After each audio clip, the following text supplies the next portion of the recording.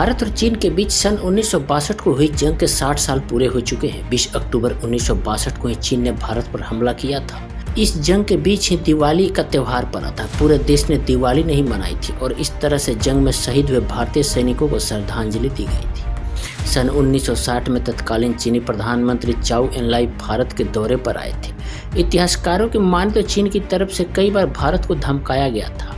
जब भारत इन धमकियों से नहीं घबराया तो 1962 में चीन ने हमला कर दिया। आखिर वह कौन सी वजह थी जिसने चीन को इतना बड़ा कदम उठाने पर मजबूर कर दिया था? इस वीडियो में आगे आपको बताएंगे। उससे पहले आप अगर चैनल को सब्सक्राइब नहीं किया तो सब्सक्राइब कर लें और बेल आइकन प्रेस कर दें ताकि वीडियो की नोटिफिकेशन आपको मिलती रहेगी। और हाँ, लाइक करना भी न भूलें। भारत और चीन के बीच सीमा विवाद दरअसल ब्रिटिश काल के उस गलती का हिस्सा है जो नक्शे को बनाते समय की गई थी। जर्नी टू द वेस्ट इस किताब में 16वीं सदी के चीनी साधु जुआनजांग की भारत यात्रा के बारे में लिखा है। वो भारत में बौद्ध सूत्रों की जानकारी हासिल करने के लिए आए थे। किंग वंश के 5वें सम्राट कियान लोंग ने आगे चलकर इसका खास संस्करण तैयार किया। इसमें उन्होंने बहुत से अजीब शब्दों के साथ एक विचित्र दुनिया के बारे में एक मानचित्र के जरिए बताया था। इस मानचित्र में भारत को कुएन लून रेंज के दक्षिण में कहीं स्थित दिखाया गया था। हिमालय में कहीं एक लाइन बनाई थी और किसी को नहीं मालूम था कि यह कहां से शुरू होती और कहां खत्म होती है।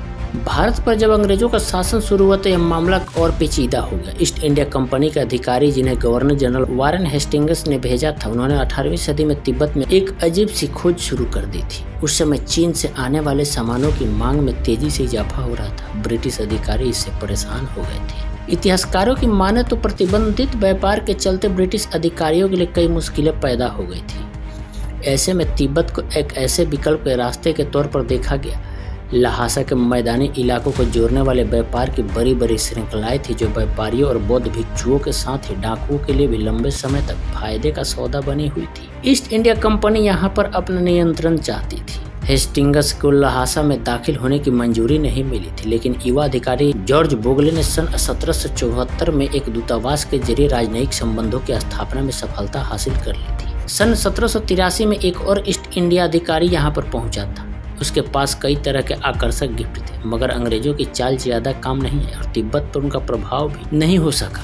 14वीं शताब्दी तक तिब्बत का चीन और मध्य एशिया के साथ काफी जटिल रिश्ते थे। अंग्रेजों ने इसके बाद भारतीय जासूस शरद चंद्र दास को सितंबर 1878 में तिब्बत भेजा था। दास ने जो कुछ भी देखा वह काफी परेशान करने वाला था। तिब्बत की स्थानीय अर्थव्यवस्था बिखरती जा रही थी। यहाँ पर अधिकारी चांदी और खराब सिक्कों के बीच अंतर मिटाने की कोशिशों में लगे थे। अथॉरिटीज अपनी ताकत का गलत प्रयोग कर रही थी। स्थानीय अपराधियों को चैन में बांधा जाता, उनकी आंखें निकाल ली जाती और जंजीरों में जकड़े हुए ही वो भोजन के लिए भीख मांगते थे। सन 1881 के अंत में दास ब्रिटिश ऑफिसर कोलमैन मैकाले के साथ तिब्बत लौट आए। एक और ब्रिटिश अधिकारी लॉरेंस वाडेल ने सन 1905 में कहा था कि अगर यह पता लग गया कि दास एक जासूस थे तो इसके नतीजे काफी भयानक होंगे। तिब्बत के लोग जिन्होंने दास की मदद की थी उन्हें आजीवन कारावास की सजा सुना दी गई। इनके नौकरों के शवों को छत बिछत कर दिया गया, उनके हाथ पैर काट दिए गए और उनकी आंखें फोड़ दी गई। ब्रिटेन को पता लग चुका था कि किंग राजवंश इतना ताकतवर है और तिब्बत में अंग्रेजों का कोई मददगार नहीं है। सन 1904 में वो ड्रैगन वर्ष के लिए तिब्बती धार्मिक कैलेंडर की तरफ चेतावनी दी गई।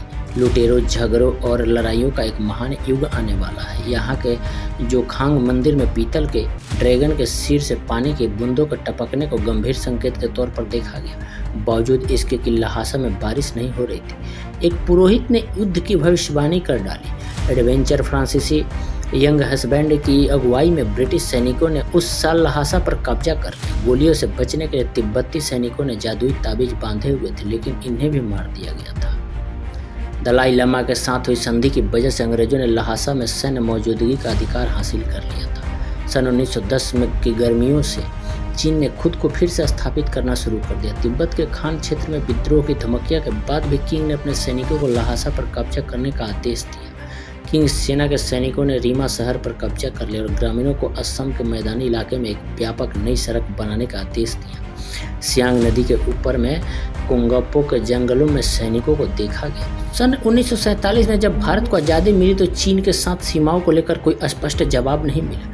जो पहला आधिकारिक नक्शा जारी किया गया उसमें सिर्फ लद्दाख और हिमाचल प्रदेश को ही बॉर्डर के तौर पर दिखाया गया।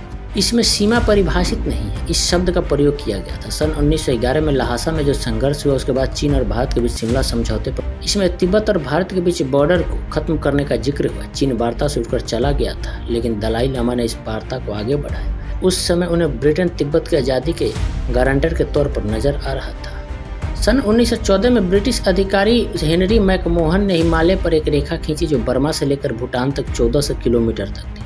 नया बॉर्डर अंग्रेजों की कल्पना के मुताबिक ही था। द्वितीय विश्व युद्ध के बाद इस बॉर्डर को भुला दिया गया क्योंकि चीन ब्रिटेन का साथी था और अमेरिका जापान के खिलाफ था। सन 1950 में पीपुल्स लिबरेशन आर्मी के सैनिक लहासा में पहुंचे और भारत की सीमाएं ही बदल गई।